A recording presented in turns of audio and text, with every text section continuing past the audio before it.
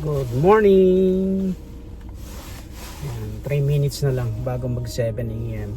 Nandito na po ako ngayon sa bago kong trabaho.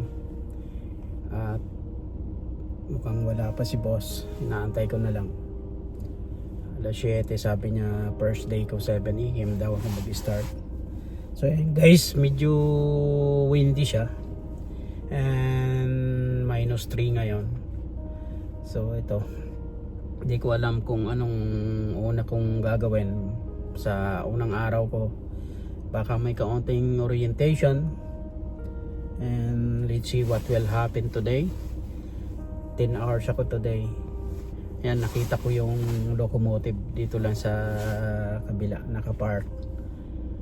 May locomotive sa dito sa may kabila nitong building. Antayin ko lang si boss ko. And guys, before bago ko nag-start dito, bali nakapahinga ako ng 5 araw kasi nag-last day ko nung March 27. So sakto lang para kahit papano naman makapag-chill tayo bago mag-start dito sa panibago kong trabaho. Kagandahan guys,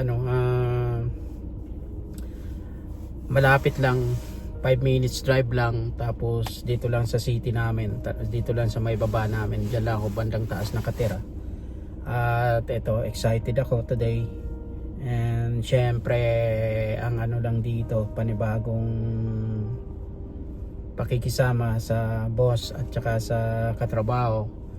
At syempre parang negosyo na kailangan muna nating mag-invest, alamin, gamayin kung ano yung mga trabaho dito, dahil syempre naiiba ito at medyo may kaliitan na site itong building namin dito, pero yung rail track, yung release mas mahaba kumpara dun sa dati kong trabaho sa inalisan ko, na ang driving ko sa locomotive within the terminal lang. Pero dito, dahil nga private railroad ito, ay medyo mahaba. Magta-travel yung locomotive, may 2 locomotive dito. Magta-travel yung locomotive kami ng about 1 hour mula dito sa pinanggalingan at saka papunta dun sa pupuntahan, kung saan may pipick upin or kung saan may hahatid kaming mga cars. So iyon yung haba ng aming ita-travel ng locomotive, 41 miles, and with maximum hinatakbo 20 per miles.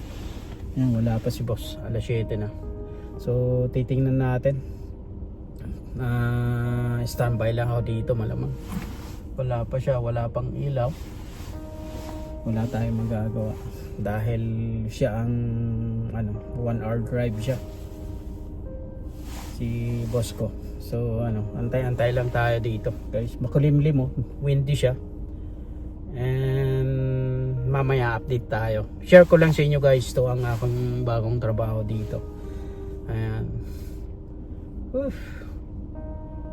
Ayan, maya uli guys, pagpa-out na after 10 hours makapag video tayo, and para makapag-share tayo anong pakiramdam, anong feeling ng unang trabaho na naman. Syempre nakaka-excite na medyo may kaunting worry or kaba, dahil syempre ibang trabaho ito, ibang company.